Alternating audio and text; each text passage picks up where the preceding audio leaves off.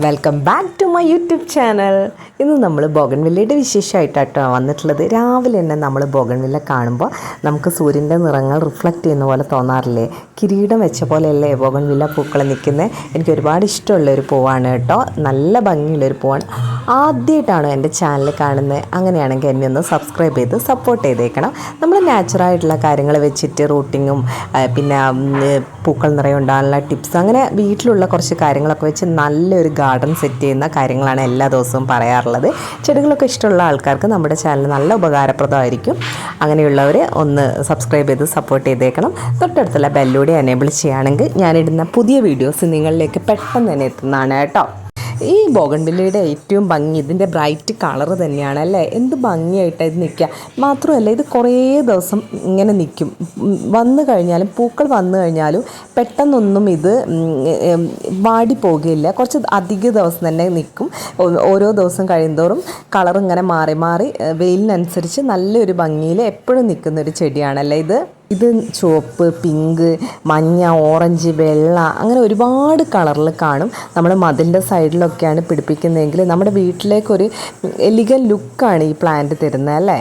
പൊതുവേ ഇത് പുഴുക്കളും കീടങ്ങളും ഒന്നും ആക്രമിക്കാതെ നമുക്ക് ധൈര്യമായിട്ട് വളർത്താൻ പറ്റിയ നല്ലൊരു ചെടിയാണ്. പിന്നെ ആകെ നോക്കണ്ടേ, ഇടയ്ക്കിടയ്ക്ക് ഇത് നല്ല രീതിയിൽ കുറ്റിയായിട്ട് വെട്ടിക്കൊടുക്കണം. അങ്ങനെയാണെങ്കിലാണ് ഇതിൽ നിറയെ പൂക്കൾ ഉണ്ടാവാറുള്ളത്. ശരിക്കും പറഞ്ഞാൽ ചെടികളുടെ രാജ്ഞി ആരാന്ന് ചോദിച്ചാൽ ഞാൻ പറയും ബോഗൺവില്ലയാണ്. എന്താണെന്ന് വെച്ചാൽ ഈ ഒരു സീസണിൽ ഇപ്പോൾ ഒരു മാർച്ച് വരെ, ഒരു ഒക്ടോബർ മുതൽ മാർച്ച് വരെ നമ്മുടെ വീട്ടിലൊക്കെ മറ്റ് ചെടികളൊന്നും വേണ്ട തോന്നിപ്പോൾ അത്രയും ഭംഗിയിലാണ് ഈ ബോഗൺവില്ല ഉണ്ടാവുന്നത്. പക്ഷേ അതിന് ശേഷം ഇത് സീസൺ അല്ലാത്ത സമയത്ത് ഈ ചെടി സൈഡിൽ ഒതുക്കി വെക്കാനേ പറ്റത്തുള്ളൂ. അങ്ങനെ ഒരു ചെടിയാണ്. അപ്പോൾ ഇതിൻ്റെ വളങ്ങൾ എങ്ങനെയാണ് ചെയ്യുക, ഏത് വളമാണ് ഏറ്റവും നല്ല വളം, സമയമാകുമ്പോൾ എന്ത് വളം കൊടുക്കുന്നൊക്കെ ഓൾറെഡി നമ്മുടെ ചാനലിൽ വീഡിയോ ഇട്ടിട്ടുണ്ടായിരുന്നു. അപ്പം ഇന്ന് നമ്മൾ പറയുന്നത് എന്താണെന്ന് വെച്ചാൽ ബോഗൺവില്ല വേര് പിടിപ്പിക്കാൻ വല്ലാത്ത പ്രയാസമാണ്. ഒട്ടും പിടിക്കത്തില്ല. അതേപോലെ തന്നെ വേര് പിടിപ്പിക്കുമ്പോൾ തന്നെ നിറയെ ഇങ്ങനെ എൻ്റെ കയ്യിലുള്ള പോലെ നിറയെ ഇങ്ങനെ പൂത്തു നിൽക്കാൻ എന്താ ചെയ്യേണ്ടത്, അങ്ങനെ കുറ്റിയായിട്ട് ഇങ്ങനെ ഒരുമിച്ച് ഒരു ചെറിയ പോട്ടിലൊക്കെ ഇത്രയും ഭംഗിയിൽ നിറഞ്ഞ് പൂക്കൾ ഇടിക്കാൻ എന്താ ചെയ്യേണ്ടതെന്നൊക്കെ എനിക്ക് നിറയെ കമൻസ് ഉണ്ടായിരുന്നു. അപ്പം ഞാൻ ബോഗൺവില്ല പെട്ടെന്ന് തന്നെ ഒരു 5-10 ദിവസം കൊണ്ട് തന്നെ വേര് പിടിപ്പിക്കുന്നൊരു മെത്തഡാണ് കേട്ടോ ഇന്ന് നിങ്ങൾക്ക് പറഞ്ഞു തരുന്നത്. അപ്പോൾ അതാണ് ഇന്നത്തെ വീഡിയോ. അപ്പോൾ നമ്മൾ വേര് പിടിപ്പിക്കാൻ വേണ്ടിയിട്ട് ആദ്യം തന്നെ ബോഗൺവില്ലയുടെ നല്ല കമ്പുകൾ എന്ന് വെച്ചാൽ ഒരുപാട് കട്ടിയുള്ള തടിച്ച കമ്പുകളല്ല, കുറച്ച് തിന്നായിട്ടുള്ള കമ്പുകളും എടുക്കരുത്. ഒരു ഇടത്തരം കമ്പുകൾ, അങ്ങനത്തെ ഒരു കമ്പുകളാണ് നമുക്ക് ആവശ്യമുള്ളത് കേട്ടോ വേര് പിടിപ്പിക്കാൻ. പിന്നെ നമ്മൾ എടുത്തു കൊണ്ടുവന്നു കഴിഞ്ഞാൽ തന്നെ നമ്മൾ ഇതിൻ്റെ ഇലകളൊന്നും വേണ്ട. ആദ്യം തന്നെ നമുക്ക് ഇതിൻ്റെ ഇലകളൊക്കെ വെട്ടി മാറ്റുക. അങ്ങനെയൊക്കെയാണ് നമ്മളിത് പിടിപ്പിക്കേണ്ടത്. അപ്പോൾ ഞാനിതിൻ്റെ ഇലകളൊക്കെ ഒന്ന് വെട്ടി മാറ്റുന്നുണ്ട്.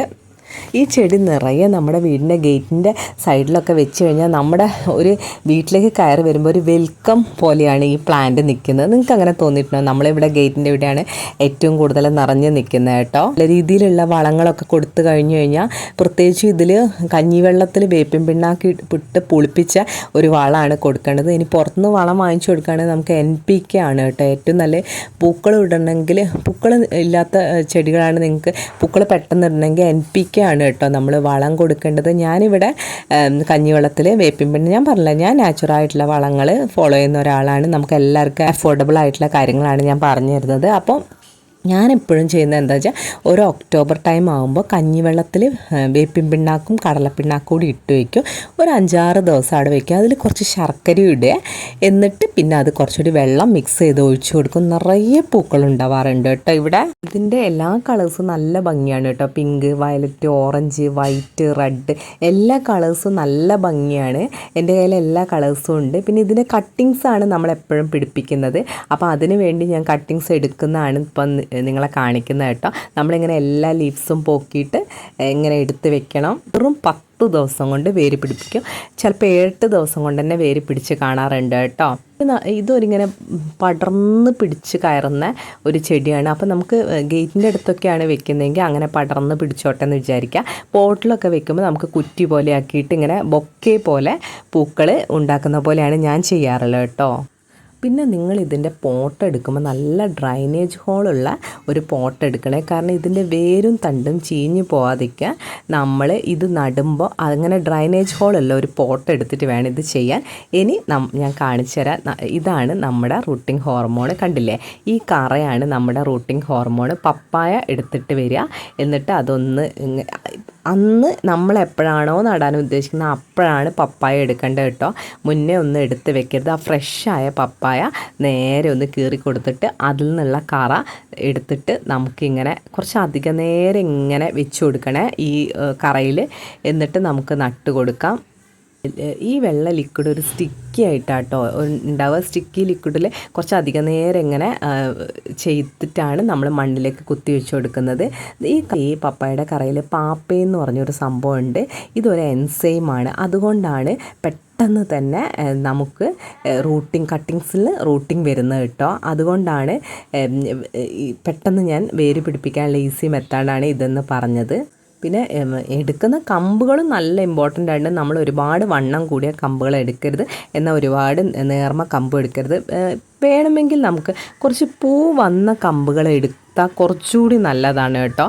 നമ്മുടെ പൂ പൊഴിഞ്ഞു പോയ കമ്പുകൾ എടുത്തു കഴിഞ്ഞാൽ പെട്ടെന്ന് തന്നെ റൂട്ടിങ് വരികയും പെട്ടെന്ന് തന്നെ അത് ഒരു 1-1.5 മാസം കൊണ്ട് പിന്നീട് നമ്മൾ വളം ചെയ്ത് കഴിഞ്ഞ് കഴിഞ്ഞാൽ നമുക്ക് റീപോർട്ട് ചെയ്യാം.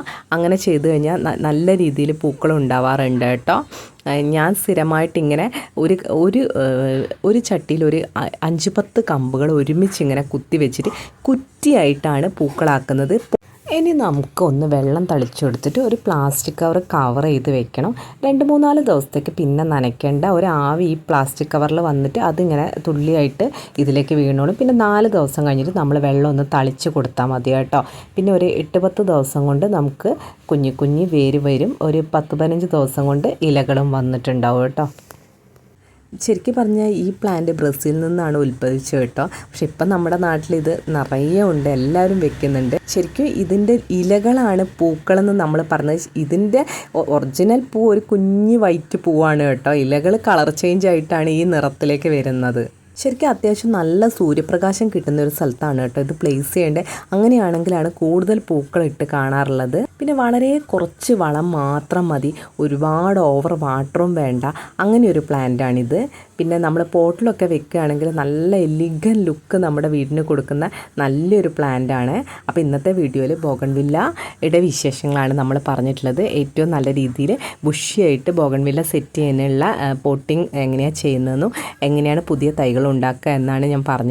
ജമന്തിപ്പൂക്കൾ ചാനലിൽ നിറയെ റോസ് ഉണ്ടാവുന്നതിനുള്ള ടിപ്സും ബോഗൺവില്ലയുടെ കെയറിങ്ങും ലീഫ് പ്ലാന്റ്സിൻ്റെ കെയറിങ്ങും ഇൻഡോർ പ്ലാന്റ്സിൻ്റെ സെറ്റിങ്ങും ലക്കി ബാമ്പുവിനെ പറ്റിയൊക്കെ ഒരുപാട് വീഡിയോസ് ചെയ്തിട്ടുണ്ട്. അപ്പം പ്ലാന്റ്സിനോടൊക്കെ ഇഷ്ടമുള്ള ആൾക്കാരാണെങ്കിൽ നമ്മുടെ ചാനലൊന്ന് സബ്സ്ക്രൈബ് ചെയ്ത് സപ്പോർട്ട് ചെയ്യുക. എല്ലാ ദിവസവും നിങ്ങൾക്ക് ഉപകാരപ്രദമായിട്ടുള്ള വീഡിയോയുമായി ഞാൻ വരാറുണ്ട്. പുതിയൊരു വീഡിയോയുമായി നാളെ വരാം. Thank you for watching.